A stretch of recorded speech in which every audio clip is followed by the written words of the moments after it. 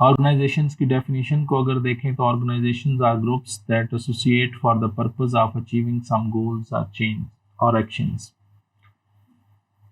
Organizations have identifiable membership, and the study of organizations is a core topic in sociology as they are one of the dominant forms of social relations. तो बुनियादी तौर पे जो organisations हैं ये एक groups का एक ऐसा मजमूआ है कि जिसके अंदर एक क्लियर अथॉरिटी मौजूद होती है, क्लियर स्ट्रक्चर्स मौजूद होते हैं, डिफाइंड गोल्स एंड पर्पसेस होते हैं, और जो इसके अंदर मेंबरशिप होती है वो बिल्कुल आइडेंटिफाई होती है.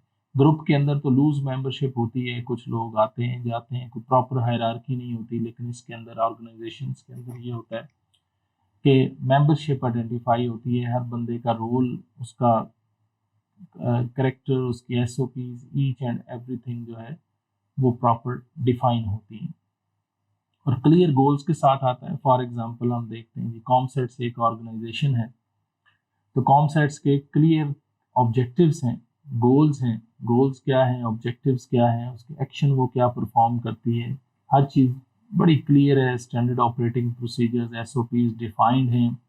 वो डिफाइंड क्या है, वो आप देखें कि ये एजुकेशन देना इसका काम है, एजुकेशन किस किस तरीके से कैसे देनी है और कौन कौन से प्रोग्राम्स चलाने हैं, ये each and everything written form में मौजूद है.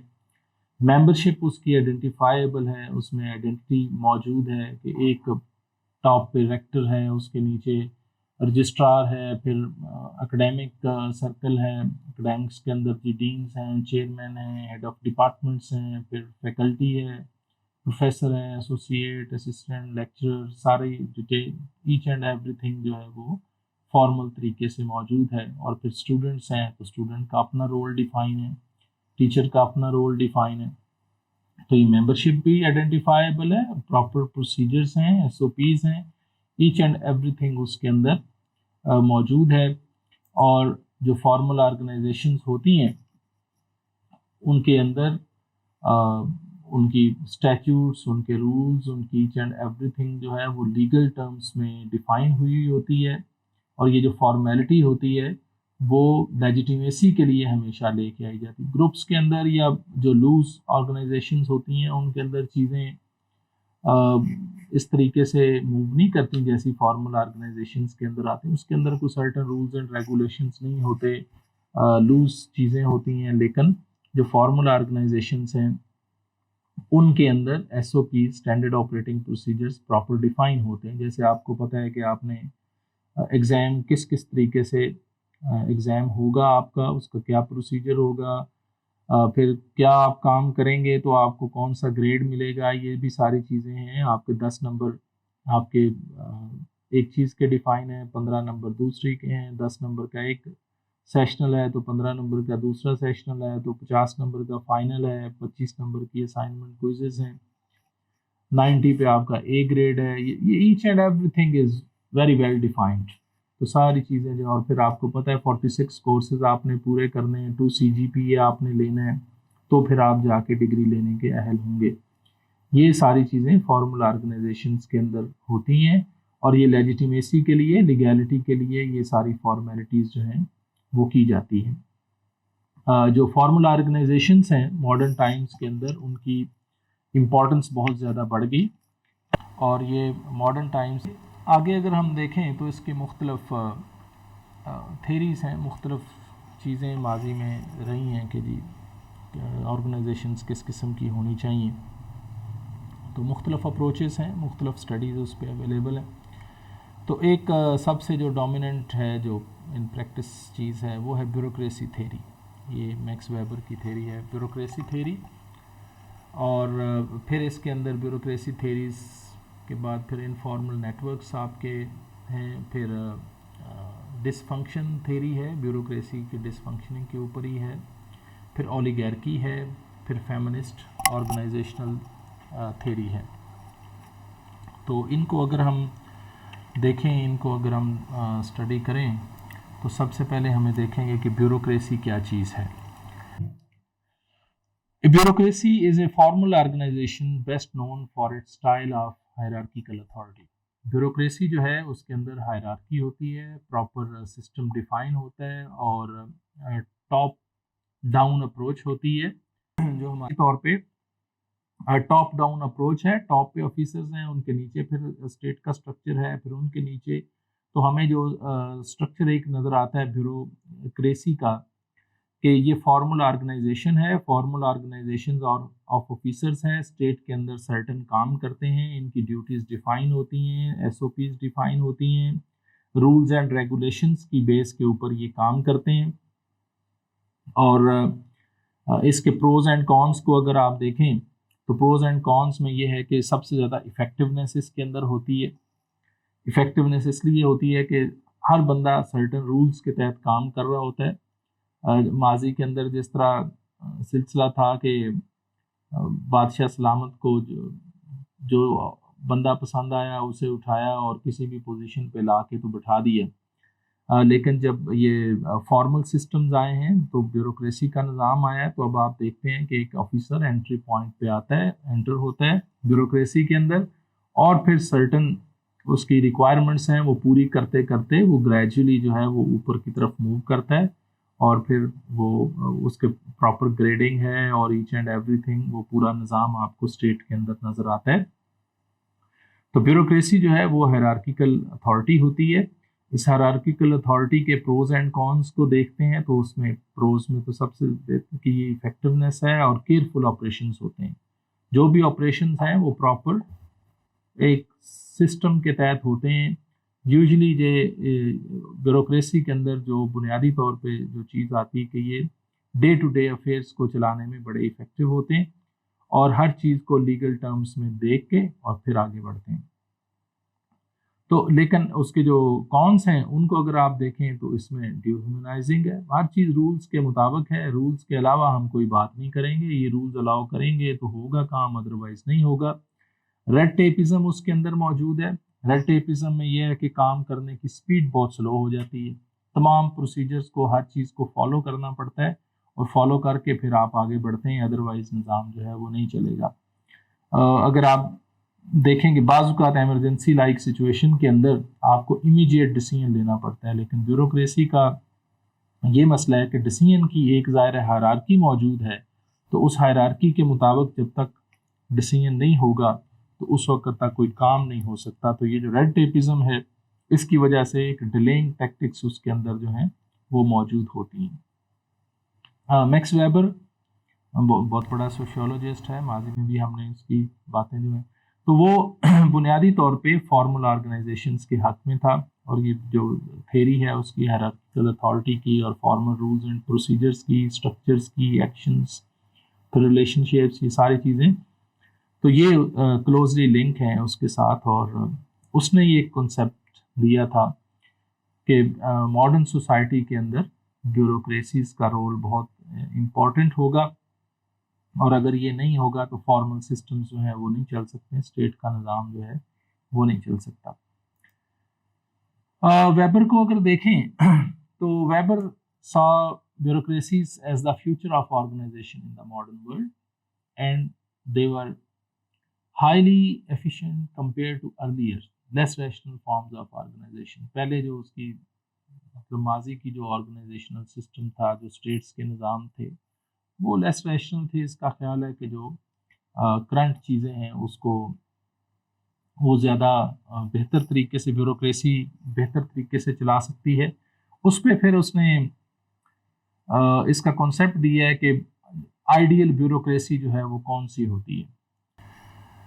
तो उसमें नंबर 1 वो कहता है कि इसकी जो हायरार्की है वो बड़ी क्लियर है, चेन ऑफ कमांड इसके अंदर मौजूद है। जो सबसे बड़ा बेनिफिट वो कहता है ब्यूरोक्रेसी के अंदर है, और वो सबसे पहले ये है कि उसके अंदर चेन ऑफ कमांड मौजूद है, क्लियर हायरार्की है अथॉरिटी की, उसको ओवर रूल नहीं किया जा सकता। दूसरे नंबर पे वो कहता है नंबर 2 कि इसके जो रूल्स हैं वो रिटन फॉर्म में होते हैं, हर चीज़ रिटन फॉर्म में मौजूद होती है, और जितने भी ऑफिशियल्स होते हैं हर एक की एसओपीज डिफाइंड होती हैं उसकी पोजीशन की, और वो अपने उन पोजीशंस के तहत वो काम करता है। اور وہ اس سے اوور اینڈ ابو کوئی اور دوسرا کام نہیں کرتا، اس کے کام میں دوسرا کوئی انٹرفیئر نہیں کر سکتا اور اس کو کوئی اللیجیٹیمیٹ کام اس سے کوئی کروا نہیں سکتا.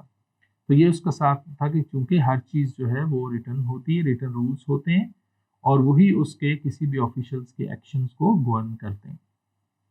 نمبر 3، رول آف آفیشلز جو ہے وہ ڈیفائنڈ ہے، جاب ڈسکرپشن ہے، اس کا ٹائم، اس کی سیلری، اس کی ایچ اینڈ ایوری تھنگ اس کے اندر ڈیفائنڈ ہے. 8 گھنٹے کام کرنا ہے، اس کے بدلے میں سیلری لینی ہے، اس کو فلاں فلاں جو چیزیں ہیں وہ ملیں گی، اس کو پینشن یہ ملے گی، ایچ اینڈ ایوری تھنگ اس کو ڈیفائن کی گئی ہے. اس کی جاب کی ڈسکرپشن بھی، کیا کیا کام اس نے کرنا ہے اور کیا نہیں کرنا، یہ ساری چیزیں بھی جو ہیں اس کے اندر لکھی گئی ہیں. بیوروکریسی کا جو نظام ہے اس کے اندر موجود ہوتی ہیں، ہر آفیشل کا رول اس کے اندر ڈیفائنڈ ہوتا ہے. Number 4، rule of officials within the organisation, وہ بھی اس کا پرائیویٹ لائف سے اس کو سیپریٹ کرتا ہے. تو جو اس کا آرگنائزیشن کے اندر رول ہے وہ اور ہوتا ہے، پرائیویٹ لائف کے اندر اور ہوتا ہے، اور کیٹیگوریکلی ڈیفائنڈ ہوتا ہے کہ وہ اس کا جو رول آرگنائزیشن کے اندر ہے اس کی پرائیویٹ لائف کے ساتھ کوئی تعلق نہیں ہے اور وہ اپنی پرائیویٹ لائف سے علیحدہ اس کو ڈیل کرتا ہے. اور پھر جو آفیشلز اور ورکر ہیں آرگنائزیشنز کے اندر، وہ آرگنائزیشن کو اون نہیں کرتے، وہ اس کے لیے کام کرتے ہیں، اونر کوئی اور ہوتا ہے. تو بیوروکریسی جو ہے وہ اس کے لیے کام کر رہی ہوتی ہے، وہ اس بزنس کو یا اس آرگنائزیشن کو اون نہیں کرتی. یہ بھی بیوروکریسی کا ہے. مطلب آپ کامسیٹس کو اگر دیکھیں تو کامسیٹس کے اندر جو اس کا بھی بیوروکریٹک سٹرکچر جو موجود ہے، ایڈمنسٹریشن جتنی بھی آپ کو نظر آتی ہے، تو وہ ساری کی ساری ایڈمنسٹریشن اونر نہیں ہے آرگنائزیشن کی، وہ آرگنائزیشن کے لیے کام کرتی ہے، آرگنائزیشن کو وہ اس کے ڈے ٹو ڈے افیئرس چلانے میں ہیلپ کرتی ہے، رادر کہ وہ اس کی اونرشپ میں موجود ہے. تو یہ 5 جو اس نے چیزیں لکھی تھی، 5 اس کے پوائنٹس ہیں کہ وہ آئیڈیل ٹائپ بیوروکریسی کون سی ہوتی ہے. Weber recognised the plus and minuses. He saw bureaucracy as inevitable due to its effectiveness, but worried over its dullness and lack of humanity. تو اس کا یہ خیال تھا کہ جو بیوروکریسی ہے وہ بڑی افیکٹو ہوگی، اس کے چونکہ ہر چیز فارمل ہوگی، ریٹن ہوگی، each and everything well defined ہوگی. لیکن دوسری سائڈ پہ اس کے اندر پرابلم یہ کہ جب یہ ساری چیزیں well defined, each and everything rules کے تحت چل رہی ہوگی، تو پھر اس کے اندر وہ ایک سمجھیں کہ ایک مشین لائک سٹرکچر ہوگا اور اس کے اندر ہیومینٹی کا ایلیمنٹ موجود نہیں ہوگا. اور آپ دیکھیں کہ رولز کے اندر، ریگولیشنز کے اندر ہیومینٹی کا ایلیمنٹ کہیں موجود نہیں ہوتا. آپ اپنے کیمپس کو یا اپنی آرگنائزیشن کو اگر آپ دیکھیں تو آرگنائزیشن آپ کو کہتی ہے کہ جی آپ نے ہر سیمسٹر کے سٹارٹ میں، سیمسٹر کی رجسٹریشن سے پہلے آپ نے فی پے کرنی ہے، آپ نے 1 لاکھ روپیہ دینا ہے ہمیں، اور اس کے بعد یہ کام آپ کریں گے تو آپ کی رجسٹریشن ہوگی. اب یہ رولز ہیں، ان رولز کے اندر کہیں ہیومینٹی کا ایلیمنٹ موجود نہیں ہے. کسی جگہ پہ کوئی آپ کو یہ کبھی نہیں کہہ سکتا کہ اگر آپ کے پاس پیسے نہیں ہیں، آپ کا کوئی پرابلم ہے، آپ کو کوئی مسئلہ ہے، آپ کے والدین آپ کو اسٹیج پہ لیٹ سے ہم کہتے ہیں یہ کووڈ-19 سچویشن کی وجہ سے آپ کے پاس فیس نہیں ہے، تو آرگنائزیشن کی ایسی کسی بھی چیز کو مانتی نہیں ہے، اس کے رولز کے اندر ایسی کوئی چیز جو ہے وہ موجود نہیں ہے. تو یہ ایک بہت بڑا ایشو ہے، بہت بڑا پرابلم ہے جو کہ بیوروکریسی کے کونس میں آتا ہے. ویبر نے اس کو آئیڈینٹیفائی کیا. اچھا، اس کے بعد پھر اسی کا جو کرٹیسزم ہے اس کے اندر ایک اور نئی چیز، مختلف جو آتھرس ہیں، خاص طور پہ جان میئر، برائن، انہوں نے اس کو آئیڈینٹیفائی کیا. اس میں ایک جو سب سے بڑا چیلنج ارلی سٹیج پہ جو سامنے آتا ہے وہ یہ کہ آرگنائزیشنز کے اندر within organisation informal networks موجود ہوتے ہیں، اور وہ انفارمل نیٹورکس جو ہیں، وہ ریلیشنز جو ہیں، انفارمل ریلیشنز جو ود ان آرگنائزیشنز ہیں، وہ اس کے کام کو افیکٹ کرتے ہیں. آپ دیکھیں اپنے آرگنائزیشن کے اندر، آرگنائزیشن کے رولز اینڈ ریگولیشن سیم ہوتے ہیں لیکن اس کے جو رول کرنے والے لوگ ہیں جیسے ہی وہ بدلتے ہیں تو چیزیں بدل جاتی ہیں، کام کیسے چینج ہوتا ہے یہ آپ کے سامنے آپ دیکھیں. لیٹ سے ہم پاکستان کی اگزامپل لیں، کانسٹیٹیوشن سیم ہے، بیوروکریسی سیم ہے، ساری چیزیں سیم ہوتی ہیں، لیکن جیسے ہی پرائم منسٹر چینج ہوتا ہے تو پورا اسٹرکچر چینج ہو جاتا ہے، پالیسیز بدل جاتی ہیں. لائک وائز بیوروکریسی کے اندر آپ ڈسٹرکٹ لیول پہ دیکھیں، تحصیل لیول پہ دیکھیں، آفیسرس کے بدلنے سے چینج ہونے کے، جبکہ وہ آفیسر سیم بیوروکریسی کا پارٹ ہوتے ہیں، سیم رولز اینڈ ریگولیشنز کے تحت کام کرتے ہیں، لیکن وہ انفارمل نیٹ ورکس اور پرسنل لائکنگ اور ڈس لائکنگ کی وجہ سے ان کے آنے جانے سے پوری آرگنائزیشن کا نظام جو ہے وہ بدل جاتا ہے. تو یہ جو انفارمل نیٹ ورکس ہوتے ہیں within organization, within bureaucracy, یہ بھی ایک سب سے بڑا پرابلم ہے، اور یہ سب سے پہلے آئیڈینٹیفائی ہوا، اور اس کے آئیڈینٹیفائی ہونے سے یہ چیز آگے کی جو بیوروکریٹک تھیری ہے کہ جو وہ ایک بیوروکریسی ایک آئیڈیل نیٹ ورک ہے اسٹیٹ کو رن کرنے کا، یہ سسٹم کو، آرگنائزیشن کو رن کرنے کا، تو وہ سب سے بڑا چیلنج جو ہے یہ سامنے آ گیا. پھر جو informal social business networks ہیں یہ بھی آرگنائزیشنس کے اندر ایگزسٹ کر رہے ہوتے ہیں.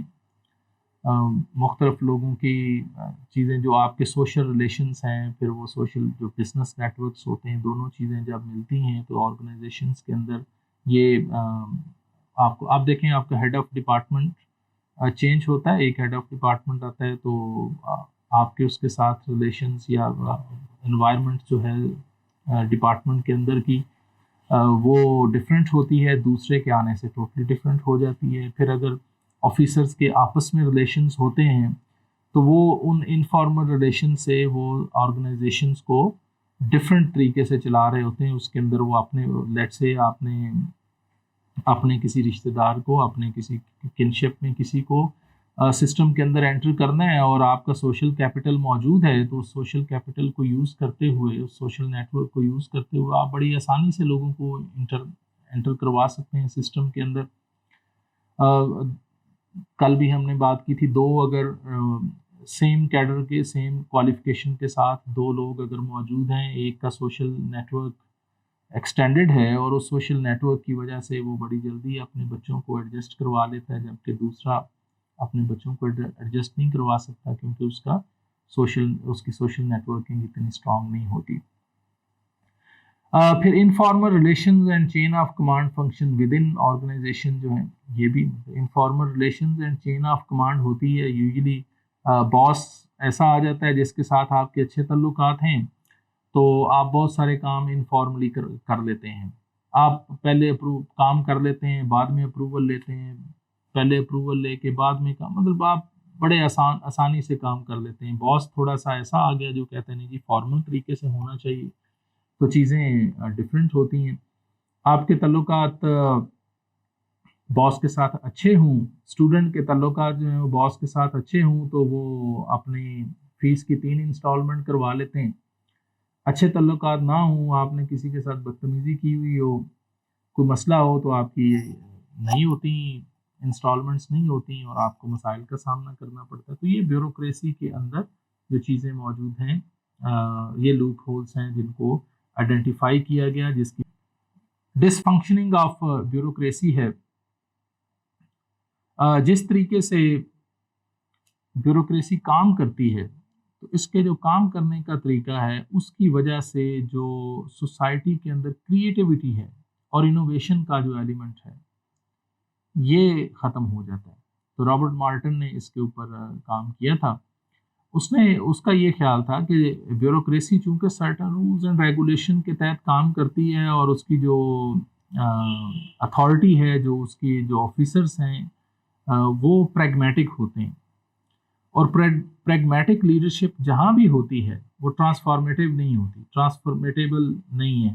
جب پریگمیٹک لیڈرشپ ہوتی ہے، سرٹن رولز اینڈ ریگولیشنز کے تحت ڈے ٹو ڈے افیئرس چلا رہے ہوتے ہیں، تو پھر کریٹیوٹی کو وہ روکتے ہیں، انوویشن رک جاتی ہے. کریٹیوٹی اور انوویشن کے لیے ضروری ہے کہ انفارمل طریقے جو ہیں وہ آپٹ کیے جائیں. लेट्स से आपने कोई प्रोजेक्ट है आपके पास, प्रोजेक्ट आप समझते हैं इमीडिएटली आपके जहन में कोई चीज़ आती है कोविड-19 से निपटने के लिए स्टूडेंट्स के पास कोई ऐसा प्रोजेक्ट है जो बड़ा वायबल है, लेकिन उसके लिए उन्हें फंडिंग चाहिए, और फंडिंग के लिए अगर वो आज अप्लाई करते हैं तो आई एम श्योर कि उसको फंडिंग को यहाँ से कैंपस से जाके और एचईसी तक जाने में और उसकी अप्रूवल में कम से कम भी 1 साल जो है वो लगेगा, और साल के बाद वो कोविड-19 वैसे ही शायद दुनिया से ख़त्म हो चुका हो। तो उस वक़्त जब उसकी फंडिंग अप्रूव होती है तो उस वक़्त उसकी ज़रूरत नहीं रहती। और दूसरी, फ़र्ज़ करें आज आपने एक प्रोजेक्ट बना के भेजा है कि जी आपको 5 मिलियन की ग्रांट चाहिए इस प्रोजेक्ट के लिए। तो आज 5 मिलियन की जो ग्रांट है, साल के बाद जिस वक़्त वो अप्रूव होगी, आज आपने उसके अंदर जो चीज़ों की कीमत लिख के भेजी है, साल के बाद अप्रूवल के जिस वक़्त देखेंगे तो आपको पता चलेगा कि ये जो उस वक़्त हमने चीज़ ₹1000 की लिखी थी, आज तो वो ₹1200 की मिल रही है। उसमें 20% इंक्रीज़ हो गया है, तो आपका 5 मिलियन का प्रोजेक्ट जो है वो कभी भी एग्ज़ीक्यूट नहीं हो सकता। तो ये डिसफंक्शनिंग ऑफ ब्यूरोक्रेसी है कि ब्यूरोक्रेसी जब काम करती है सर्टेन रूल्स एंड रेगुलेशंस के तहत, तो वो सोसाइटी के अंदर जो क्रिएटिविटी और इनोवेशन है उसको वो ख़त्म करती है, और वो उनकी प्रायोरिटी हमेशा रूल्स होते हैं, तो वो रूल्स के तहत काम करती है, सर्टेन एसओपीज के तहत काम करती है, जिसकी वजह से जो आपकी क्रिएटिविटी है वो रुक जाती है। और फिर चूंकि ये प्रैग्मेटिक अथॉरिटी होती है जिनका डे टू डे अफेयर्स चलाने का काम होता है, तो कोई विजनरी एलिमेंट इनके अंदर नहीं होता। विजन सोसाइटी को कहाँ लेके जाना है ये तो सोच होती कोई नहीं है ना। आप देखें जो हमारी ब्यूरोक्रेसी है तो उसमें ये सोच तो कोई नहीं है कि हमने इससे कहाँ लेके जाना है और आउट ऑफ द बॉक्स हमने क्या करना है। कोई भी आउट ऑफ द बॉक्स काम वो कर ही नहीं सकते। उसकी वजह यह है कि जो उनके रूल्स एंड रेगुलेशंस जो एसओपीज डिफाइंड हैं वो उन्हें अलाउ ही नहीं करती। और यूजुअली होता ये है कि जो रूल्स हैं वो गोल्स को डोमिनेट कर जाते हैं। फिर और अगर इसके अंदर देखें तो the iron law of oligarchy है कि जो चंद लोग हैं बुनियादी तौर पे वो स्टेट को रूल कर रहे होते हैं। ये एक बहुत बड़ा प्रॉब्लम है ब्यूरोक्रेसी थ्योरी के अंदर कि चंद लोग रूल कर रहे होते हैं और बाकी सारे फॉलो कर रहे होते हैं। आप स्टेट को देखें, अगर आप चेक करें कि पाकिस्तान के अंदर आपको नज़र आएगा इमरान खान प्राइम मिनिस्टर है, लेकिन वो पता नहीं काम कर रहा है कि नहीं कर रहा। आपको चंद लोग उसके इर्द गिर्द नजर आएंगे कि जिनका कंप्लीट कंट्रोल होता है अफेयर्स के ऊपर, और वो उसको पूरे सिस्टम को हाईजैक करते हैं और उनकी खुशनुदी के बगैर कोई बंदा जो है वो आगे नहीं कर सकता, काम नहीं कर सकता, चल नहीं सकता। रूल्स उनको फेवर कर रहे होते हैं, बाकी सारे लोग जो है वो कहते हैं कि पहले काम करें, उसके बाद अफसर जो है वो फाइल का पेट भर लेगा। अफसर फाइल को उसके मुताबिक अकॉर्डिंगली जो है अमेंड कर देगा। तो ये भी एक उसके अंदर मसला है। फिर जो फेमिनिस्ट अप्रोचेस हैं, फेमिनिस्ट अप्रोचेस की जो ऑर्गेनाइजेशनल स्टडीज के लिए के ऊपर उनका जो क्रिटिसिज्म है, वो ये समझते हैं कि ये जितने भी स्ट्रक्चर बनाए गए हैं ये सारे के सारे जेंडर्ड वे में बनाए गए हैं, और इससे जेंडर्ड इनइक्वालिटी सोसाइटी के अंदर बढ़ जाती है। तो ब्यूरोक्रेटिक सिस्टम है ये, कोई भी आपने जो निज़ाम बनाया हुआ है उस निज़ाम का सबसे बड़ा नुकसान ये है कि वो जेंडर्ड हैं, जेंडर्ड बायस्ड हैं, उसके अंदर जेंडर्ड बायसनेस मौजूद है, और उससे इनइक्वालिटी सोसाइटी के अंदर जो है वो आती है। अब ये बातें करना अपनी जगह पे, लेकिन अगर आप प्रैक्टिकली भी देखें तो प्रैक्टिकली भी आपको नज़र आएगा कि यूजुअली ऑर्गेनाइजेशन के अंदर, मतलब आप पाकिस्तानी सोसाइटी में देखें, रूल्स के अंदर कहीं नहीं लिखा हुआ कि फीमेल या मेल का जॉब का मतलब कॉमसेट्स इक्वल क्लेम करता है कि हम इक्वल अपॉर्चुनिटी प्रोवाइडर हैं।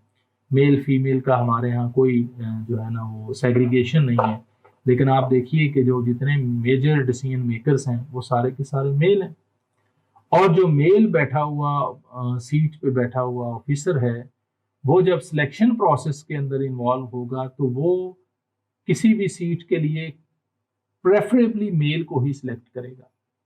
تو یہ جو جینڈرڈ پرسپیکٹو ہے، جو فیمنسٹ اپروچز ہیں، ان کا یہ ویو ہے کہ یوزلی جو ہمارے ہاں جو آرگنائزیشنل اسٹرکچرز جو بنائے گئے ہیں وہ جینڈرڈ وے میں بنائے گئے ہیں، اور وہ جینڈر ان ایکویلٹی کو سوسائٹی کے اندر پروموٹ کر رہے ہیں. اور یہ ایک بہت بڑا پرابلم ہے، اور یہ جب تک یہ آرگنائزیشنل اسٹرکچرز جو ہیں وہ پرسسٹ کریں گے تو یہ جینڈر ان ایکویلٹی سوسائٹی کے اندر بڑھتی رہے گی. پھر دیکھنے کی ضرورت ہے کوشچن کہ does bureaucracy theory hold up? So there have been both theoretical and applied challenges to bureaucracy as the only model of formal organization in the modern world. تو چونکہ ماڈرن ورلڈ کے اندر یہی بیوروکریسی تھیوری ہی اس وقت چل رہی ہے، تو کیا یہ ہولڈ اپ بھی کرے گی، فیوچر میں چلے گی بھی یا نہیں چلے گی، تو اس کو دیکھنے کی ضرورت ہے. تو اس میں تین چیزیں ہمارے سامنے آئی ہیں. ایک تو یہ horizontal model of formal organization ہمارے پاس آ رہے ہیں.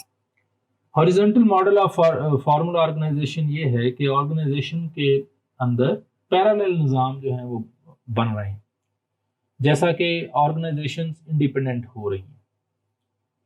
جس طرح آپ دیکھیں کہ جی پولیس کا نظام ہے، پولیس کے ساتھ جوڈیشری کا نظام ہے، جوڈیشری کے ساتھ آپ کو ڈسٹرکٹ مینجمنٹ کا نظر آئے گا، فارن آفس کا نظر آئے گا، ایچ اینڈ ایوری تھنگ آپ کو مختلف ڈپارٹمنٹس نظر آئیں گے. تو اب یہ پیرالل چل رہے ہیں، ہاریزونٹل فارم میں چل رہے ہیں. پہلے تو یہ تھا نا کہ ٹاپ پہ ہائرارکی ہے، اس کے نیچے پھر کوئی نہ کوئی اس طریقے سے کام چل رہا ہے. اب یہ ہے کہ یہ سارے ہاریزونٹل فارم میں چل رہے ہیں. تو ایک تو یہ جب ہاریزونٹل فارم میں یہ فارمل آرگنائزیشن آ رہی ہیں تو یہ ظاہر ہے جو پرائمری بیوروکریسی تھیوری تھی کہ جی یہ ایک لینئر ماڈل ہوگا، یہ ٹاپ ڈاؤن ماڈل ہوگا، تو یہ اس کے اگینسٹ ہے، اس کی نارمس کے اگینسٹ ہے. تو اگر فیوچر میں یہی چیز جو ہے وہ پرسسٹ کرتی ہے اور ہر کوئی انڈیپینڈنٹلی کام کرتا ہے تو پھر اس سے جو ہے وہ بیوروکریسی تھیوری کو نقصان پہنچے گا. بیوروکریسی تھیوری شاید جو ہے وہ سوسائٹی میں لمبے عرصے تک نہ چل سکے. دوسرے نمبر پہ ایک بڑا کام یہ ہوا ہے کہ ڈی سینٹرلائزیشن آف آرگنائزیشنز ہوئی ہیں. آرگنائزیشن کے اندر within organisation decentralisation ہو گئی. اب آپ دیکھیں کامسیٹس کے اندر ڈائریکٹر آفس ہے، ڈائریکٹر آفس کے بعد آپ کو رجسٹرار آفس نظر آتا ہے، ٹریڈر آفس نظر آتا ہے، ایگزامینیشن آفس آپ کو نظر آتا ہے. اچھا، ہر ڈپارٹمنٹ اپنی جگہ پہ کچھ انڈیپینڈنٹلی کام کر رہا ہے اور یہ ڈی سینٹرلائزیشن ہو گئی ہے. اب اگر ڈائریکٹر چاہے، آپ میں سے کوئی اسٹوڈنٹ ہے وہ فیل ہو جاتا ہے، ڈائریکٹر چاہے تو وہ کبھی بھی پاس نہیں ہو سکتا. حالانکہ ہونا تو یہ چاہیے کہ بھائی بیوروکریسی تھیوری ہے، باس آرڈر کرے اور نیچے والے مان لیں، لیکن ایسا نہیں ہے. ڈی سینٹرلائزیشن ہو گئی آرگنائزیشن کے اندر، اور ڈی سینٹرلائزیشن میں یہ ایک نئی چیز سامنے جو ہمارے آ رہی ہے کہ بھائی اس سے یہ ہو رہا ہے کہ ہر ڈپارٹمنٹ انڈیپینڈنٹ ہو رہا ہے. ایگزام والے کہتے ہیں نہیں جی آپ جو مرضی کریں، ایسا تو ہو ہی نہیں سکتا، رولز الاؤ ہی نہیں کرتے اس کو، ہمارے رولز الاؤ نہیں کرتے، ہم انڈیپینڈنٹلی کام کریں گے. آپ کون ہوتے ہیں ہمیں بتانے والے؟ اسی طرح ڈپارٹمنٹس ہیں تو ہر ڈپارٹمنٹ اپنا انڈیپینڈنٹلی کام کرتا ہے، اور ہم کہتے ہیں کہ بھائی دوسرا ہمارے کام میں کیوں انٹرفیئر کر سکتا ہے؟ یہ تو نہیں. تو یہ جو ڈی سینٹرلائزیشن ہو گئی، ڈی سینٹرلائزیشن آف آرگنائزیشن. اچھا، پھر ایک اور کام یہ ہوا کہ آرگنائزیشنز جو ہیں وہ چیزیں آؤٹ سورس کر دیتی ہیں. جب چیزیں آؤٹ سورس ہوتی ہیں، مختلف آرگنائزیشنز، مختلف کمپنیز آپ دیکھیں اپنا کام کروانے کا، خاص طور پہ آپ کی سافٹ ویئر کمپنیز ہوتی ہیں، تو یہ تو بہت ساری چیزیں آپ وہ آن لائن کر رہے ہوتے ہیں، اور پھر آپ وہ ہر ایک کو الگ الگ پیسے دے کے تو ڈی سینٹرلائز کر کے اس کے بعد فرض کریں سافٹ ویئر کسی نے بنانا ہے تو وہ تو دنیا کے اندر مختلف جگہوں پہ لوگ کام کر رہے ہوتے ہیں، اور آخر میں وہ پکڑ کے تو آرگنائزیشن اکٹھا کر کے تو ایک کام کر دیتی ہے. تو یہ جو ڈی سینٹرلائزیشن ہو گئی یہ بھی ایک بہت بڑا چیلنج ہے بیوروکریسی کے لیے. اور اس کا سب سے بڑا نقصان ایک اور بھی ہے کہ یہ جو آپ کے لیٹس سے وہ کیا ہوا کرتے تھے جو سینٹرز دور بیٹھے ہوئے کہیں نہ کہیں، وہ آپ خاص طور پہ آپ کے سافٹ ویئر وغیرہ کے اندر جو ہے یہ کالنگ سینٹر اور اس قسم کا جو کانسیپٹس تھا، اور جو ڈیلی ویجرز ہوتے ہیں یا کمپنیوں نے کانٹریکٹ ملازمین کو رکھا ہوا ہے یا وہ آن لائن ساری چیزیں جو ہیں وہ کر رہی ہیں، آن لائن چیزیں کروا رہی ہیں، تو جو لوگ آن لائن کر رہے ہیں ان کے ساتھ ان کا ہیومن انٹریکشن نہیں ہے، تو وہ پریکٹیکلی انہیں ہیومن کنسیڈر ہی نہیں کرتے. لیکن ابھی آن لائن آپ پڑھ رہے ہیں تو آن لائن پڑھنے میں اور کلاس روم کے اندر پڑھنے میں بہت زیادہ فرق ہے. آن لائن آپ کمپیوٹر پہ پتہ نہیں ابھی کوئی دیکھ رہے ہیں کہ نہیں دیکھ رہے، سن رہے ہیں یا نہیں سن رہے، کیا کر رہے ہیں، یہ آپ کی اپنی مرضی ہے. اور آپ بھی اسی طرح مجھے ڈیل کر رہے ہیں، میں بھی آپ کو اسی طرح ڈیل کر رہا ہوں کہ میں بس ون سائیڈڈ بول رہا ہوں، بول بول کے تو میں اپنی ڈیوٹی پوری کر رہا ہوں، آپ پتہ نہیں سن رہے ہیں کہ نہیں سن رہے. تو اس کے اندر جو ہیومن انٹریکشن کی کمی ہے، ڈیسینٹرلائز سسٹم ہو گیا، آن لائن ہو گیا، تو اس آن لائن کے اندر وہ جو ایک دوسرے کو ہیومن سمجھنے کی ٹینڈنسی ہے وہ بھی ختم ہوتی جا رہی ہے. تو آپ کو اب اینڈ گول سے آپ کو رہ گیا. اب آرگنائزیشن کہہ رہی ہے کہ جی آپ آن لائن پڑھائیں، آن لائن پڑھانے میں آپ کا جو ہیومن انٹریکشن ہے وہ تو موجود نہیں ہے. ہیومن انٹریکشن میں جو ایک دوسرے کے ساتھ اب آپ ہو کیا رہا ہے کہ نالج تو شاید ایک دوسرے کے وہ ٹرانسفر ہو رہا ہو، ٹرانسمٹ ہو رہا ہو، لیکن جو ریلیشن شپ ہیں وہ ریلیشن شپ بلڈ نہیں ہو رہے. تو یہ بھی ایک اس کے اندر جو ہے وہ مسئلہ ہے. تو کیا فیوچر میں یہ چیز چل سکے گی کہ نہیں چل سکے گی؟ سوشل کیپٹل کیا چیز ہے اور سوشل کیپٹل کیسے کام کرتا ہے اور کس طرح؟ تو یہ گروپس اور آرگنائزیشنز کو اور اس ساری ڈیبیٹ کو اگر ہم سم اپ کریں، اس کو ریپ اپ کریں، تو ایک نئی چیز جو ہمارے پاس آتی ہے، انڈیویجول کے پاس آتی ہے، وہ آتا ہے سوشل کیپٹل. سوشل کیپٹل ہے کیا؟ تو سوشل کیپٹل وہ ہے جو ہم اپنے نیٹ ورک سے، اپنے اسٹیٹس سے، اپنے نالج سے اور آرگنائزیشنز کی ممبرشپ اور گروپس کی ممبرشپ سے حاصل کرتے ہیں. یہ آپ کا سوشل کیپٹل بنتا ہے. یہ ان ساری چیزوں سے جو آپ گین کر رہے ہیں وہ آپ کا سوشل کیپٹل کہلاتا ہے. اور جو سوشل کیپٹل ہے یہ آپ کی جو ویل بینگ ہے اس میں کنٹریبیوٹ کرتا ہے. آپ کی اکنامک سکسیس، آپ کی سوشل سکسیس، آپ کی فیملی کے اندر ہر جگہ آپ کا جو سوشل کیپٹل ہے وہ آپ کی ویل بینگ میں، آپ کی سکسیس میں، آپ کی بلانگنگ میں وہ کنٹریبیوٹ کر رہا ہوتا ہے. اور لیکن یہ سوشل کیپٹل آپ کو کیریئر کی نیو ہائٹس پہ لے جاتا ہے.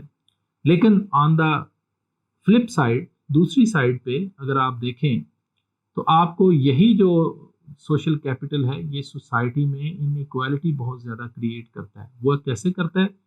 ایک شخص کے پاس سوشل کیپٹل بہت زیادہ ہے، بہتر سوشل کیپٹل ہے، بہتر اس کی نرچرنگ ہوئی ہے، یا وہ سمجھتا ہے یا سوسائٹی سمجھتی ہے کہ اس کی بہتر نرچرنگ ہے، اس صورت میں وہ یا اس کے بچے جو ہیں وہ زیادہ بینیفٹ سوسائٹی سے لے رہے ہوں گے. لیکن ایک ایسا شخص کہ جس کا سوشل کیپٹل اتنا زیادہ نہیں ہے، وہ زیادہ گروپس کا ممبرس نہیں ہیں، اس نے بہتر آرگنائزیشنز میں کام نہیں کیا، یا وہ کسی اچھے ملک کا رہائشی نہیں ہے. ایک امریکن ہے، سوشل کیپٹل زیادہ ہے، وہ ایئرپورٹ پہ جاتا ہے، اس کو زیادہ رسپیکٹ دی جاتی ہے صرف اس وجہ سے کہ اس کے پاس پاسپورٹ امریکہ کا ہے. اور دوسری سائڈ پہ گرین پاسپورٹ ہولڈر ہے تو اسے وہ رسپیکٹ نہیں دی جاتی، یہ رسپیکٹو کہ وہ بندہ کیسا ہے. بندہ دیکھے بغیر آپ یہ دیکھتے ہیں کہ کس ملک کا باشندہ ہے، تو اس لحاظ سے آپ اسے ڈیل کرتے ہیں. تو یہ دوسری سائڈ پہ سوسائٹی کے اندر سوشل کیپٹل جو ہے وہ ان ایکوالٹی بھی بہت زیادہ کریٹ کرتا ہے کہ آپ بائی ڈیفالٹ اس کے اوپر لیبلنگ کرتے ہیں. گروپس اور آرگنائزیشنز اور ساری ڈیبیٹ کو اگر ہم سم اپ کریں تو یہ سوشل کیپٹل جو ہے وہ ایک سائڈ پہ ہمارے لیے بہت بینیفیشل ہے. جتنا بہتر سوشل کیپٹل ہمارے پاس ہوگا اتنا اچھا ہم سوسائٹی میں پرفارم کر سکیں گے. لیکن ایٹ دا سیم ٹائم یہ سوسائٹی کے اندر ان ایکوالٹی بھی کریٹ کرتا ہے کہ جو سوسائٹی میں وہ لوگ جن کے پاس سوشل کیپٹل رچ نہیں ہیں، وہ لوگ سوسائٹی میں پیچھے، سوشل سسٹم کے اندر، آرگنائزیشنز کے اندر، گروپس کے اندر وہ بہتر سروائیو نہیں کر سکتے، وہ سوسائٹی میں پیچھے رہ جاتے ہیں.